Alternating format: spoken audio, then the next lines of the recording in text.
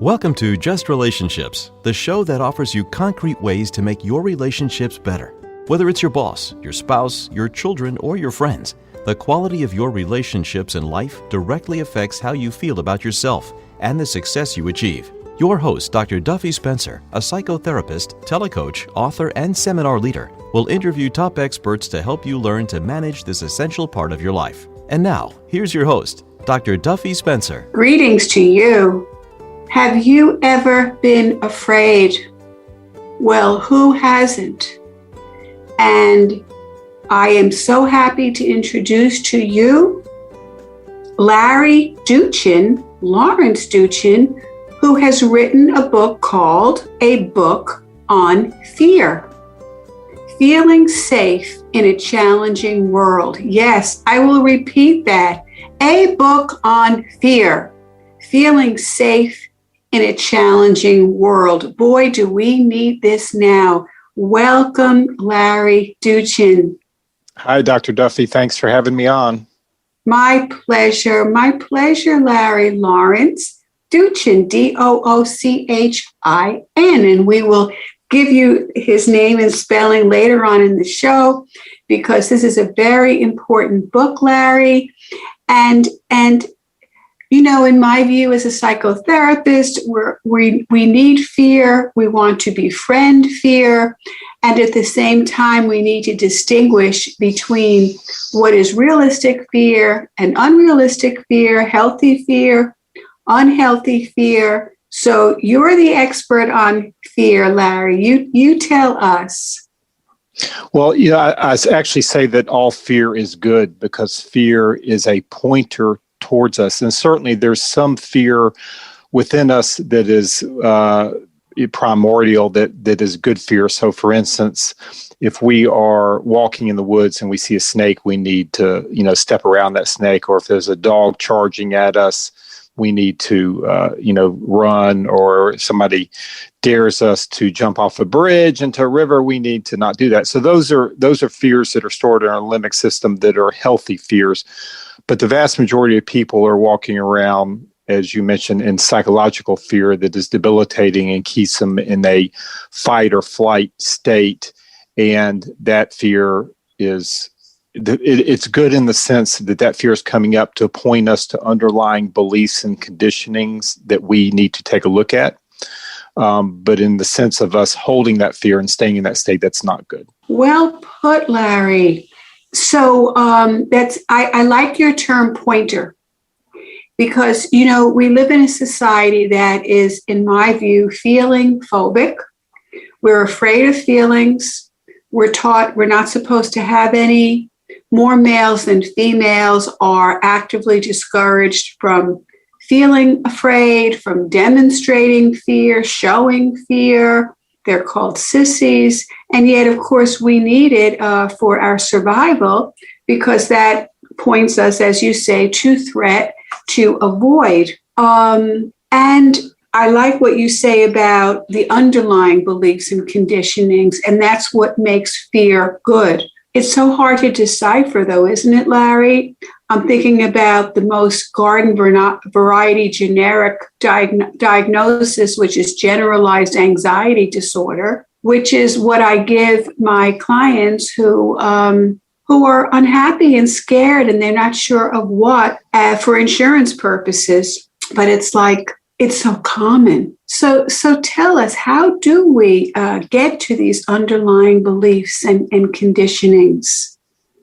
So you bring up a lot of good points in terms of certainly that we are taught to, in many ways, both from childhood conditioning and also taught societally to repress our emotions. And especially men repress, the feeling of crying, feeling of grief, women to repress their anger. And our emotions are really the manna for who we are, because we are divine beings and we're here to manifest in a human form. And we do that through the emotions. So emotions are very important. So we have we have a lot of fears that we're aware of, and then there's a lot of underlying fears that are attached to those things that we're not aware of. So, for instance, we may be aware of getting sick in a pandemic or losing our job or not being in a relationship, not having a significant other. But then there's a lot of underlying fears that may be attached to that. So, for instance, we may have a fear of not being lovable or worthy, and that's why, we feel like we're not going to have a significant other. We may have a fear of failure. We may have a fear of not meeting our own or others' expectations. So, and then a lot of people have a fear of death and what happens with that. So it's a big tangled ball, and the way that we start to unravel that ball is, and I think you're probably aware of this quote, but Carl Jung, who was the father of analytical psychology, said that projection is one most common phenomenon. And so we have to realize, we have to basically kind of witness ourselves in the situations we're in and start to say, okay, I'm angry in this situation, but usually behind anger is fear, is guilt, is shame, is, some kind of self-judgment, some kind of projection. So when we're judging others, usually it's a projection of our self-judgment. When we're blaming others, usually it's a projection of our guilt. So if we begin to, if we take that larger perspective and realize how that is, how that is working within our lives, we can start to witness the situations, the emotions, and reactions that happen. And the universe wants us to grow, wants us to kind of come into an awareness of all these dysfunctions that we have. And so the universe brings us a lot of situations all the time through our experiences, through our relationships, especially through our relationships, and in order to give us the opportunity to say, hey, this is what's happening. So what you do is, you recognize that, you pull the projection back in, and you say, what are the beliefs that I hold that are supporting that projection? And then what is the conditioning, either like childhood conditioning, societal conditioning, workplace conditioning, that created those beliefs that is creating that fear, that's creating that projection. And it's kind of like peeling an onion. You're peeling back layers, and you're going to get to, a really good spot within you. And that's why people like Socrates and Jesus and a lot of very wise people said, know thyself. And that's what they're saying. Know thyself. Know why you have these emotions and reactions, and why you're doing this, and then you're going to discover, an amazing gem within you. Gem? Did you say an amazing gem within you? Yes. Tell me. Well, basically, we are divine beings, so we are. The only thing that prevents us from knowing that is the fact that we are covered up by all of these false beliefs, and that we think that our identities are just the roles that we play in this existence, and that's not who we are. Those are just roles. Those are just roles that we play. Yes, beautiful. I thought you said Jim, Larry. You said gem. Gem, GEM. Yeah. I'm so glad I clarified that. Yes, because I could see a gym. We have all these resources and strengths. Yes. And I was going to say working out is good too. We have to. Working out is good too. We have to really, it's important. I have a chapter in the book about, I have a lot of chapters in the book regarding complete things, but certainly our emotional, we have to take care of our physical, emotional, spiritual, mental states. All of those have to be taken care of. Yes. And you mentioned Jung, and I'm reminded of my mentor, whom, of course, I never met, Dr. Carl Rogers, the late Dr. Carl Rogers. And he referred to his metaphor was a little black ball of garbage. and that in that acceptance, he was the one who first talked about the power of acceptance. He didn't use the term self-compassion so much. It was all about acceptance. But in the eyes of the other, the unconditional positive regard, no matter what you have done, I still hold you in positive regard. And in that acceptance, we peel off a black a part of that black ball of garbage, and we keep peeling it and we keep peeling it, and inside is that gem. So Yes, I'm yes. so glad that you use this metaphor. It's a beautiful metaphor. Yeah, but I tell you, we call it in psychotherapy, we use the term introject, that these beliefs, these false beliefs, are so baked in, Larry, right? They are so incredibly embedded. And one of my clients is a magnificent, brilliant lawyer who is kind and good and gentle and aware and intelligent, you name it. And no matter what happens, it's always interpreted through she's unlovable and she's unworthy. And we just want to put a crack in it, right? As Leonard Cohen would say, the crack lets the light in. Mm-hmm. If we just basically say it is a belief and it is not necessarily true at all. Mm-hmm. So I ask you in such earnest, Larry Doochin, because my clients are kind of like the walking wounded, if you will, or what's called the worried well. I have very highly functioning clients who have this seemingly unentrenchable belief that they are not good enough, they are not worthy to be loved. Mm-hmm. So tell us your take. The biggest thing that we all deal with on this path of growth is self-judgment. And what I say in the book is it runs like a virus underneath the surface. So some people, obviously, they have the benefit of going into therapy with you, or others, they are more aware of this self-judgment. A lot of people are, again, it runs underneath the surface like a virus on a computer, but it affects the operation of us.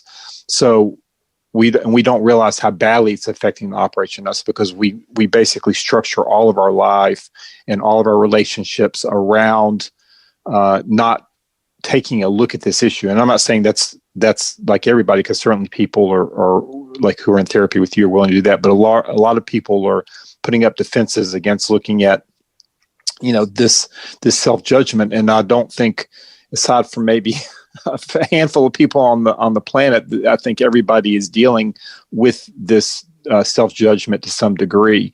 And so we have to, the first thing we have to do is we have to recognize that we're not alone. Okay. It helps to know that everybody's dealing with this issue, and that gives us some compassion on ourselves and compassion on others. And compassion, one of the things I mentioned in the book is that it's almost a little bit irrelevant in terms of what specific trauma or conditioning you went through. It's bringing compassion and forgiveness to yourself is like an overarching theme that is really critical to helping to facilitate a much faster move through this trauma that you incurred. And so, I should back up here a little bit and to say I was sexually abused by my mother when I went through puberty. And so that was really the start of my process, although I didn't really get into therapy into my late 20s and heavily in my 30s, and there was a lot of other things that went on. But that was something that precipitated my journey of healing. And so I have a lot of understanding in terms of people that have been sexually abused, but also people that have been abused in other ways, or any type of conditioning that's happened. And in the book, I talk about explicit conditioning, obviously, like mine was explicit, but also implicit could be just like your parents did not tell you that they loved you. Maybe they seemed like it was a perfect family or kind, but there's so many ways of implicit conditioning. And so what I recommend to people is not to like look back and say, oh, my parents never hit me or sexually abused me or whatever, because most situations are not what people describe as perfect. There's some type of conditioning there.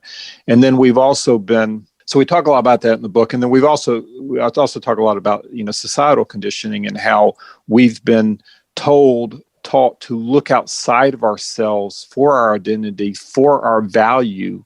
Like, you have to achieve the American dream. You have to have a lot of money or you don't have value.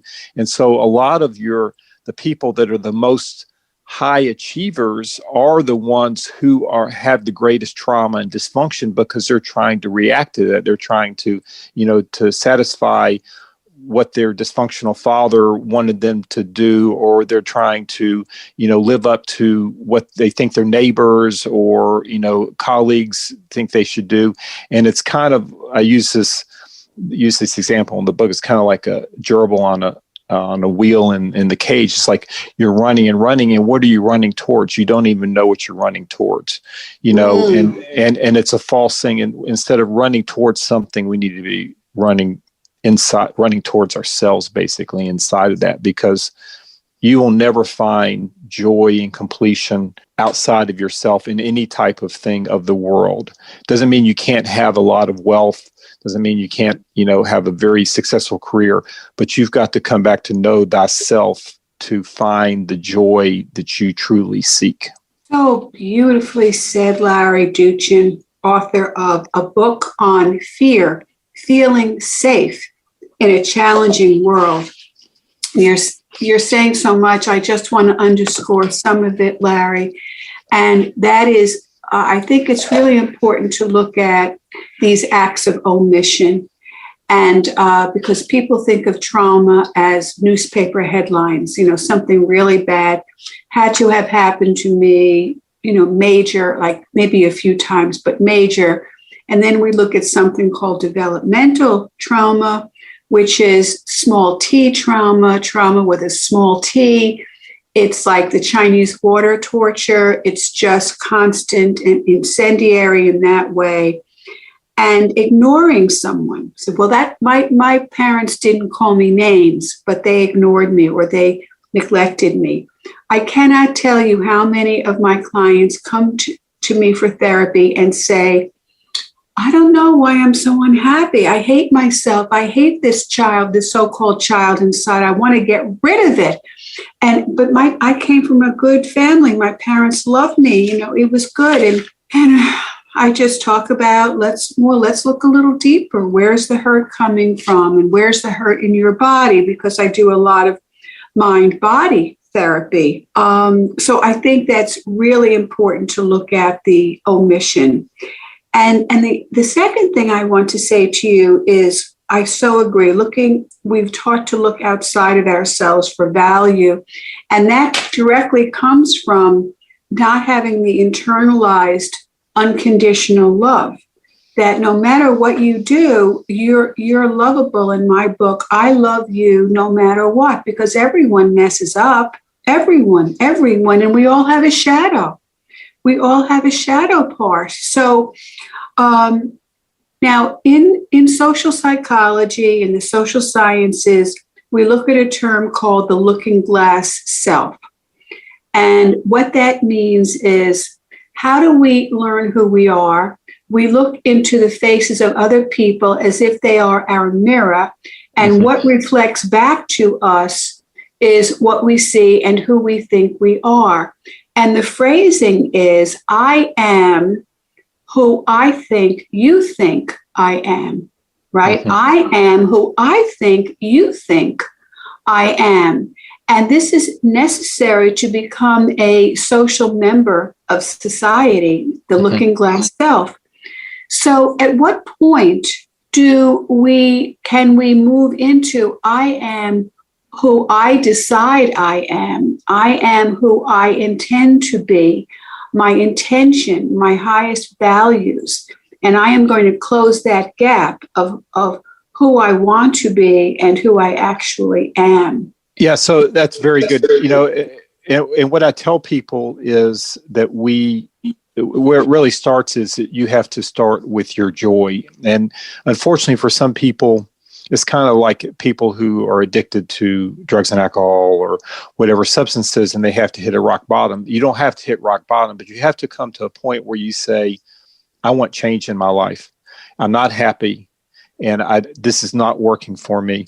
And, when you do that, the universe will fully support you, because this is why we are here as spiritual beings, to shed this falseness and to grow and to come into a fuller recognition of who we are as divine beings. And so when you start that process, then you're going to be supported with whatever method you need to be able to uncover your beliefs and to grow. And that could be, for a lot of people, that could be therapy. It could be, certainly you were talking about mind body stuff. All of our beliefs are stored energetically in our body. And so certainly practices like meditation, yoga, being in nature, dance, art, things like that are very important practices for helping to both release from our beliefs in our mind, but also release what's energetically stored in our body.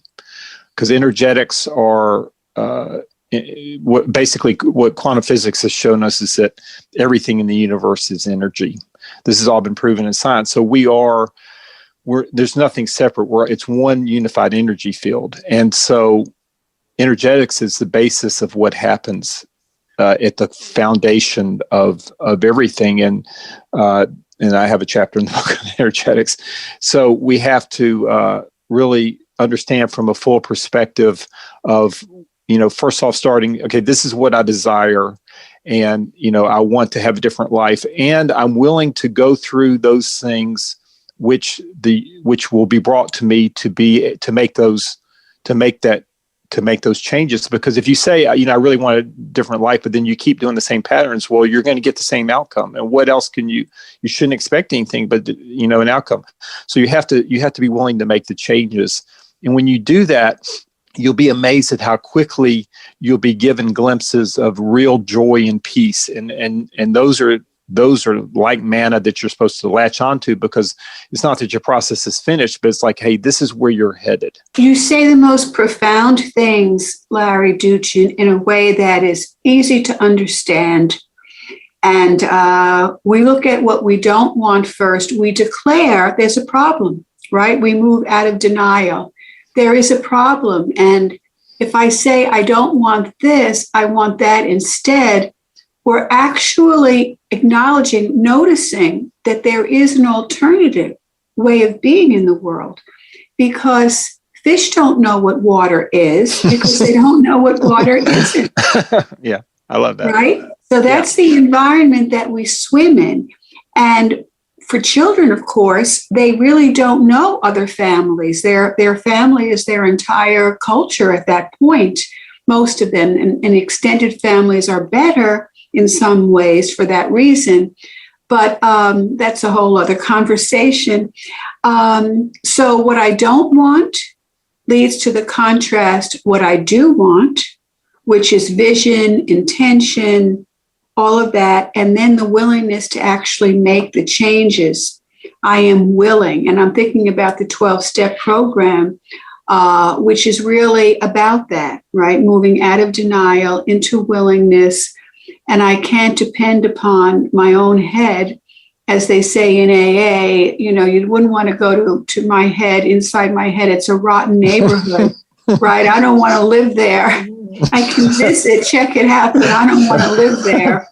Yeah. And the whole concept of self-trust. I mean, Carl Rogers talked about self-trust, and yet when a lot of my people who come to me are in recovery, and this whole concept of trust, I can't trust myself. Well, yes, you cannot, not within the addict's belief system. Right. So, moving into self-trust. And that's why reliance on a higher power, whether it's a group of drunks, God, G-O-D, a group of drunks, or the great outdoors, or good orderly direction, or someone else, a therapist or a sponsor or a dear friend who has integrity, we can check out those beliefs with others. Would you say that's a good analysis of this, of what the process is, or tell me, is there more? Yeah, I would agree completely. So I've never heard that term, group of drugs for God. That's pretty cool. So I'd say that people have to realize that, I have a very personal relationship with God, but I realize that a lot of people don't.